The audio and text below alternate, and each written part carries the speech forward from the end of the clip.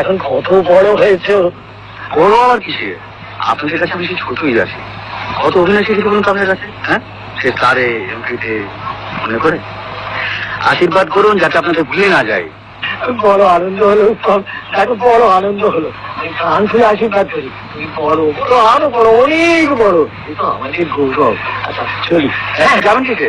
ওই এমনি চলে যাবো না, তার কখনো হয় নাকি? আমার গাড়ি নিয়ে চলে পৌঁছে যাবে।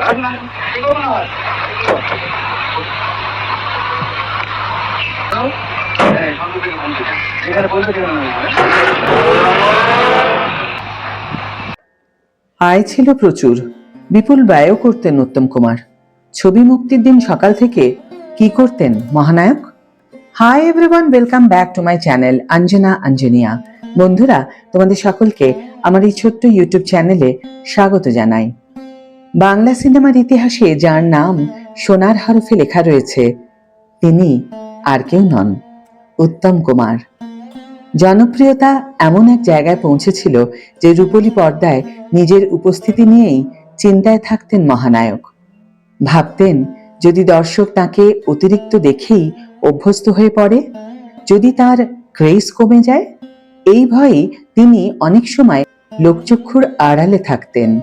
সহ অভিনেতারাও কেউ ভুল করলেই মাঝে মাঝে চড়া গলায় ধমক দিতেন, পাছে তার সম্মোহনী জাদুতে কোথাও ভাটা পড়ে। তার পিতার দেওয়া নাম ছিল অরুণ কুমার চট্টোপাধ্যায়, কিন্তু সিনেমা দুনিয়ায় তিনি হয়ে উঠলেন উত্তম কুমার। এবং এই নামের প্রতিটি অক্ষর যেন ছাপ ফেলে গেল বাংলার মানুষের হৃদয়ে। আজও বাংলার ইতিহাসে তাকে মহানায়ক ছাড়া অন্য কোনো নামে ডাকা যেন অসম্পূর্ণ লাগে। তাকে কাস্ট করা মানেই ছবি হিট, এটাই ছিল সমীকরণ। সেই কারণে প্রযোজকরা যে কোনো শর্তে উত্তম কুমারকে নিতে চাইতেন।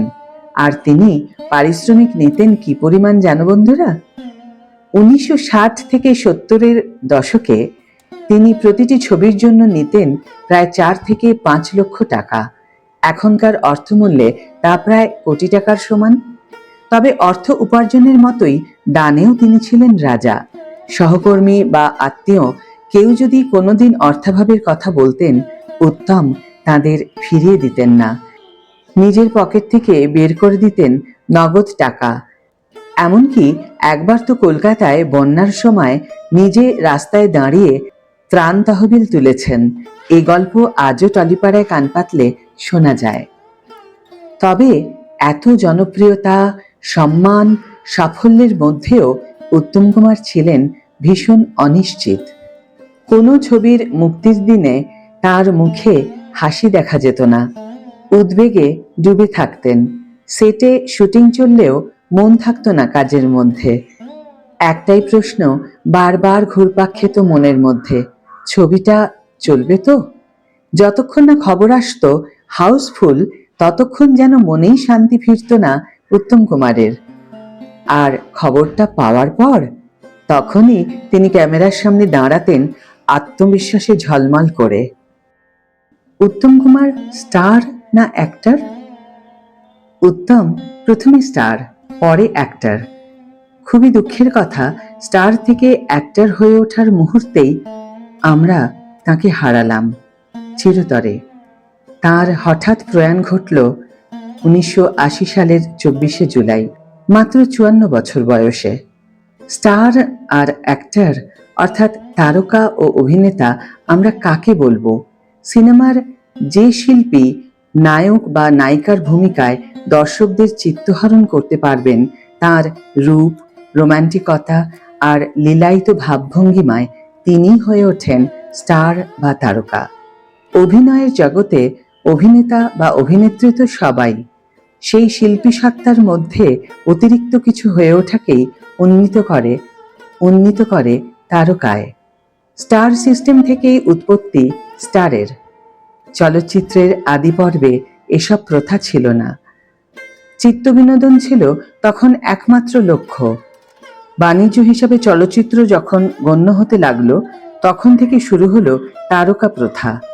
বাংলা চলচ্চিত্রের প্রথম স্টার প্রমথেশ বড়ুয়া, তারপর 5-এর দশকের মাঝামাঝি থেকে 7-এর দশক পর্যন্ত উত্তম কুমারই ছিলেন একমাত্র স্টার বাংলা ছবির। এখনো পর্যন্ত তার জায়গায় কেউ আসতে পারেননি। তিনি আজও মহাতারকা, মহানায়ক। উত্তম কুমার 4-এর দশকের শেষে তার অভিনয় জীবন শুরু করলেও তার খ্যাতি ছড়াতে শুরু করে 5-এর দশক থেকে। 5, 6, 7 এই 3 দশক ধরে অভিনয় করেছেন উত্তম 200-রও বেশি বাংলা ছবিতে। স্বল্প পরিসরে উত্তম কুমারের সব ছবি নিয়ে বিশ্লেষণ করা সম্ভব নয়, বরং উল্লেখযোগ্য ছবিগুলো ধরে তার অভিনয়ের মূল্যায়ন করা যাক।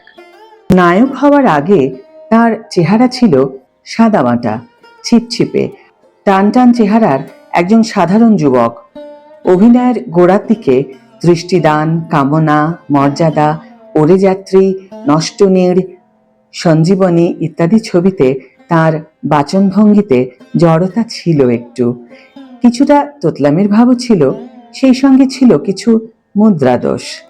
কিন্তু এই সব ত্রুটি তিনি সংশোধন করতে সক্ষম হয়েছিলেন তার স্মার্টনেস এবং দৃষ্টিনন্দন ভাবভঙ্গিমার মাধ্যমে। দিনের পর দিন নিজেকে তৈরি করেছিলেন অবিচল থেকে। অপরিসীম পরিশ্রম, নিষ্ঠা আর একাগ্রতার ফলে তিনি হতে পেরেছেন হ্যান্ডসাম, স্মার্ট এবং রোম্যান্টিক। নায়কের ভূমিকায় উত্তম কুমারের অভ্যুদয়ের মূলে 5-এর দশকের সামাজিক পটভূমিও বিশেষ সহায়ক, কারণ সে সময়ের অস্থিরতা আর হতাশা চরমে পৌঁছে যাওয়ায় পশ্চিমবঙ্গের যুব সমাজ দিশেহারা হয়ে গিয়েছিল। ওই অবক্ষয়ের সময় তারা সিনেমায় উত্তম কুমারের মতো একজন নায়ককে আদর্শ হিসাবে গ্রহণ করল। তারা পেল স্বপ্নের নায়ককে।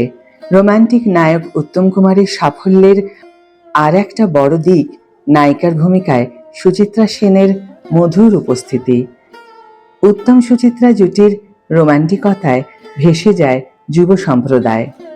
5-এর প্রায় মধ্যভাগ থেকে 7-এর দশক পর্যন্ত উত্তম কুমার ছিলেন বাংলা ছবির একচ্ছত্র নায়ক।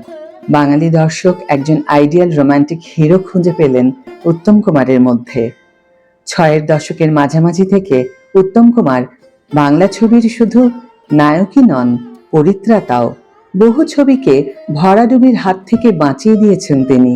শুধু প্রণয়ী নাটকের রোমান্টিক ভূমিকাই নয়, মদ্যপ, উচ্ছৃঙ্খল জমিদার থেকে শুরু করে ছিচকে চোর ইত্যাদি বহু চরিত্রে অভিনয় করে দর্শকদের মুগ্ধ করেছেন তিনি। 6-এর দশকের শেষ ভাগ থেকে 7-এর দশকের প্রথম ভাগ পর্যন্ত বাংলা ছবির দর্শকদের মধ্যে তীব্র আলোড়ন হতো। তারা দর্শকের আসনে বসে, বিশেষ করে তরুণেরা, উদ্গ্রীব হয়ে থাকতেন কখন ছবির পর্দায় হাজির হবেন উত্তম কুমার।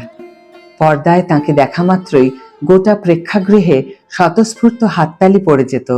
সেই সঙ্গে শোনা যেত দর্শকদের মধ্যে থেকে গুরু গুরু চিৎকার।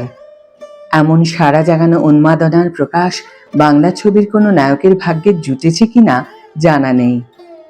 দর্শক থেকে শুরু করে চিত্র নির্মাতাদের মধ্যেও দেখেছি কার ছবি, কার গল্প, কে পরিচালক, কে নায়িকা তা জানার কোনো আগ্রহ নেই। শুধু একটাই জিজ্ঞাসা, ছবিতে উত্তম কুমার আছেন কিনা। দর্শকদের মনোরঞ্জন, পরিবেশকের আশ্বাস আর প্রযোজকের ভরসা তখন উত্তম কুমার। এত জনপ্রিয়তা সত্ত্বেও উত্তম কুমারকে পুরোপুরি ইউটিলাইজ করতে পারেনি বাংলা চলচ্চিত্র শিল্প। তবুও যেটুকু উত্তম কুমারকে ব্যবহার করেছেন পরিচালকেরা, তা থেকে নায়ক শব্দের আগে মহা শব্দটি যুক্ত হয়ে মহানায়ক হয়ে ওঠা একমাত্র উত্তম কুমারের ক্ষেত্রেই সম্ভব হয়েছে। 7-এর দশকে দর্শকদের এই প্রাণের স্বীকৃতি রাষ্ট্রীয় পুরস্কার ভরত থেকে কোনো অংশে কম নয়। আমাদের সেই হৃদয়ের মাঝে থাকা মহানায়কের প্রতি অপরিসীম শ্রদ্ধা জানিয়ে আজকের ভিডিও এখানেই শেষ করছি। ভিডিও যদি ভালো লেগে থাকে তাহলে অবশ্যই একটা ছোট্ট করে লাইক দিও, শেয়ার করো বন্ধুদের সাথে, কমেন্ট করে জানিও তোমাদের মতামত। যারা এখনো আমার চ্যানেলটিকে সাবস্ক্রাইব করনি তারা অবশ্যই চ্যানেলটিকে সাবস্ক্রাইব করে আমার পাশে থেকো, আর যারা অলরেডি সাবস্ক্রাইব করে দিয়েছো তাদের জন্য আমার অনেক অনেক অনেক ভালোবাসা এবং অনেক ধন্যবাদ। আজ তাহলে বিদায় বন্ধু, দেখা হবে পরের ভিডিওতে। ভালো থেকো, সুস্থ থেকো, সঙ্গে থেকো।